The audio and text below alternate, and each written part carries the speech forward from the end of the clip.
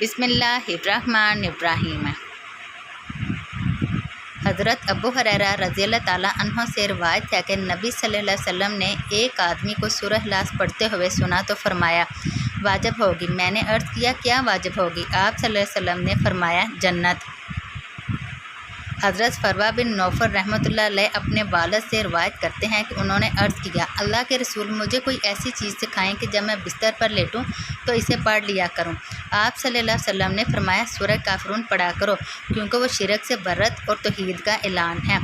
मिशकातुल मसाबी हदीस नंबर 2161। हज़रत उक़बा बिन आमिर रज़ी अल्लाह ताला अन्हु बयान करते हैं, मैंने अर्ज़ किया, अल्लाह के रसूल, क्या मैं सूरत हूद पढ़ूँ या सूरह यूसुफ? आप सल्लल्लाहु अलैहि वसल्लम ने फरमाया, तुम अल्लाह के यहाँ सूरह फलक से बलीग तक कोई चीज़ नहीं पढ़ सकोगे। मिशकातुल मसाबी हदीस नंबर 2164।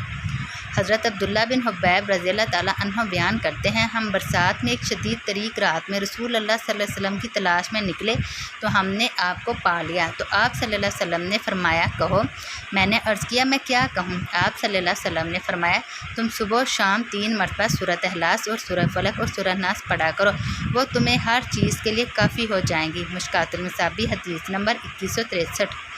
हज़रत मखहूल बयान करते हैं, जो शख्स जुम्मे को रोज़ सूरह अल इमरान पढ़ता है तो रात तक फरिश्ते इसके लिए रहमत की दुआएं करते रहते हैं। मिशकातुल मसाबी हदीस नंबर 2172। हज़रत अबू सईद रज़ी अल्लाह ताला अन्हु से रवायत है कि नबी सल्लल्लाहु अलैहि वसल्लम ने फरमाया, जो शख्स जुम्मे को रोज़ सूरह कहफ पढ़ता है तो इसके लिए 2 जुम्मों की दरमियानी मुद्दत के लिए नूर चमकता रहता है। मिशकातुल मसाबी हदीस नंबर 2175।